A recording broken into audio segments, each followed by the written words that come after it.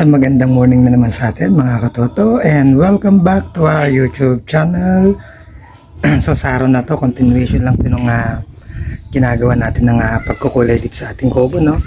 So nakapag-apply na nga tayo ng ating base color, then nakapag na rin tayo ng pinaka color niya, yung second color natin, yung ito yung brown. Yan.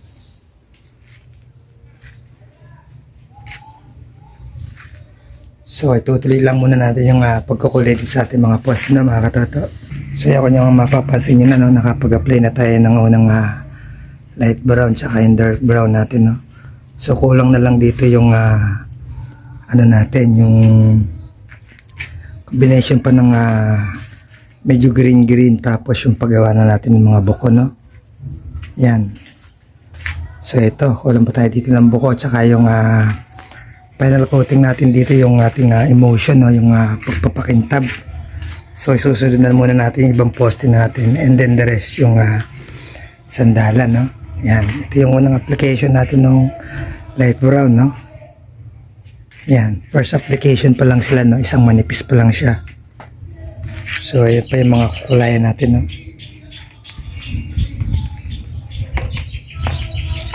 Yan, sa labas, no. Yan, may mga kukulayan pa natin.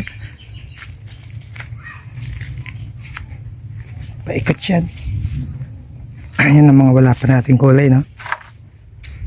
Kadit sa likod. Yan. Ito nga yung mixture ng ating light brown lang natin ng mga katoto. Mula sa Pure, nilang natin siya nalagdagan ng tubig, no, para lumabnaw, para makuha natin yung light color lang niya. Yan.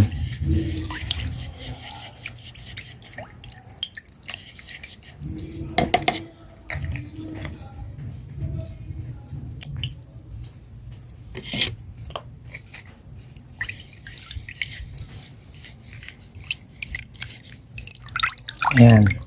Hindi lang natin ng medyo malabnaw na mga katoto para pangkukulay lang natin siya. So, application lang nito, malabnaw lang is manipis lang na mga katoto. Yan. Hawag lang siya.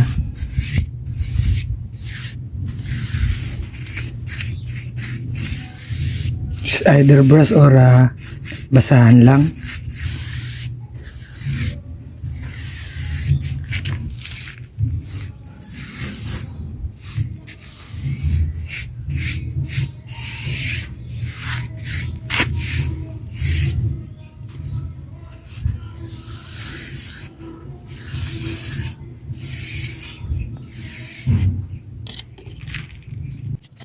Brush, basahan siya. Yan, brush niya, kulit.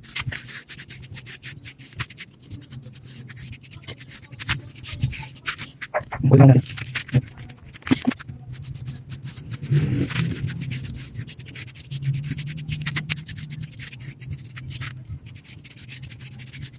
Bakit nga ba malabnaw yung in-apply natin na timpla ng ating pintura ng mga katoto? Dinagdagan na siya natin ng tubig, no, para maging light lang yung maging kulay niya muna mga katoto. Yan.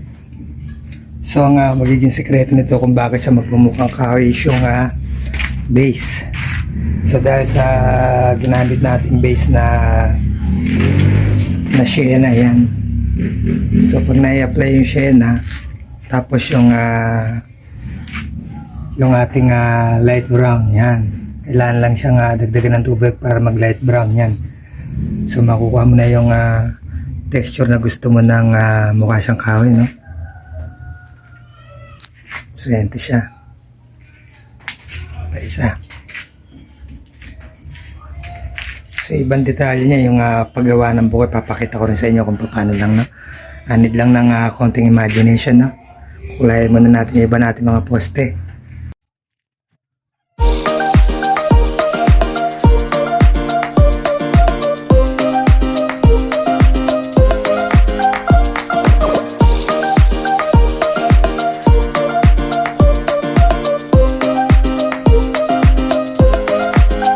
Step naman natin, o gagamit lang tayo ng basahan ng mga katoto. It's either basahan siya o foam pwede na siyang gamitin, no?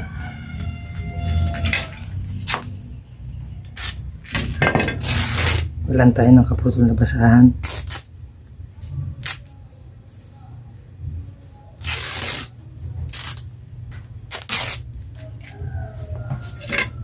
So para nga basahin itong basahan natin na ito mga katoto. So ito yung gagamitin natin pangkukulay din sa sunod natin yung pagpapatingkad, no.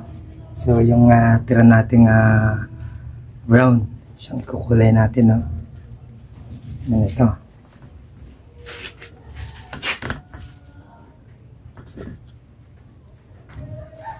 So gamit lang natin itong mas makulay o yung pure na walang halo. Kukuha lang kayo ng konti.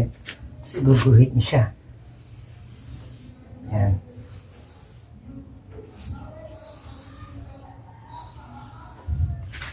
Close up natin. So yan, gamit lang yung ating basahan.